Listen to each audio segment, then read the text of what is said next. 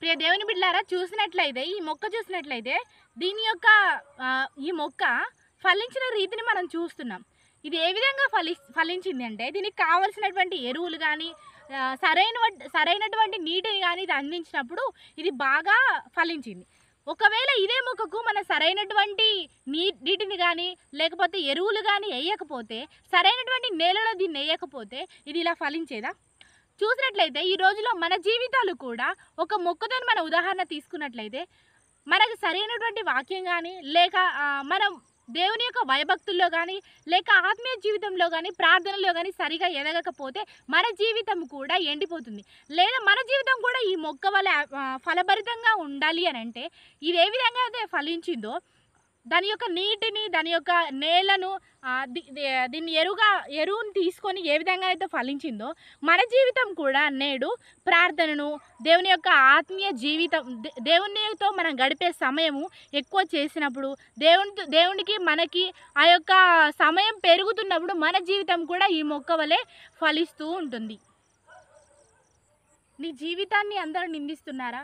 నువ్వెందుకు పనికిరాని వాడివి, నువ్వు ఏ విషయంలో కూడా పనికిరాని వాడివి, నువ్వు వ్యర్థమైన వాడివి, నీ జీవితమే వ్యర్థము, నువ్వు జన్మించి వృధా నిన్ను అంటూ ఉండొచ్చు. కానీ ఏదో ఒకరోజు దేవుడు నిన్ను నిలబెట్టుకోబోతున్నాడు. ఉదాహరణకు చూసినట్లయితే మనం మట్టిని చూసినట్లయితే అందులో కొన్ని రాళ్ళు ఉంటాయి. అన్నీ వ్యర్థమైన రాళ్ళే ఉండవు. ఆ రాయిని తీసుకొని శుద్ధి చేసినప్పుడు దాంట్లో నుంచి ఒక మేలిమి వజ్రం వంటి మెరుస్తూ ఒకటి వజ్రం అనేది బయటకు వస్తుంది. బయటకు వచ్చినప్పుడు అది మట్టి అని అందరూ పక్కకేస్తూ ఉంటారు. కానీ ఎవరో కొందరే దాన్ని చూసి అది వజ్రం అని తెలుసుకొని దాన్ని శుద్ధి చేసి బయట కొన్ని కోట్లల్లో అమ్మినప్పుడు దాని విలువ పెరుగుతుంది.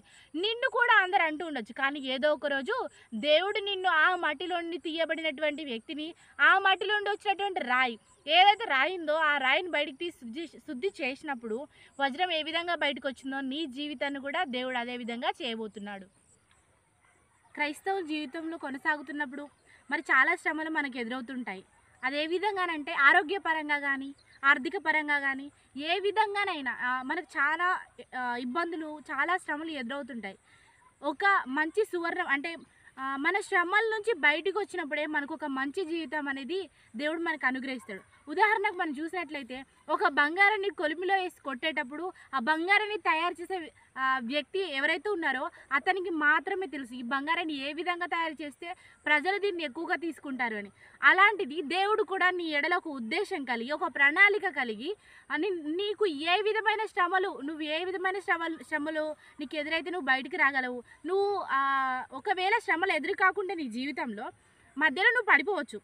అలా పడిపోకుండా నీ ఆత్మీయ జీవితంలో నీ ఆర్థిక పరిస్థితుల వల్ల నువ్వు పడిపోతావేమో అని ఒక్కొక్క శ్రమల గుండా నువ్వు బయటికి వెళ్తున్నప్పుడు నీకు ఒక పాఠంగా ఒక అనుభవంగా అది నీకు ఉంటుంది అనమాట. ఎవరైతే ఆ బంగారం తయారు చేస్తున్నటువంటి వ్యక్తి ఉన్నాడో ఆ వ్యక్తికి మాత్రమే తెలుసు ఇది ఏ విధంగా తయారు చేస్తే ఈ ప్రజలలోకి ఎక్కువ ధరకి వెళ్తుందని. నీ జీవితం కూడా అంతే. నువ్వు ఏదైనా శ్రమ పడుతున్నావో ఏదైతే ఎలాంటి ఇబ్బందుల కొలిమిలో ఉన్నావో అలాంటి కొలిమిలో గుండా బయటికి వస్తున్నప్పుడు దేవుడు నీ యొక్క జీవితాన్ని అద్భుతంగా ఆ బంగారు సువర్ణం వలె మార్చుతాడు.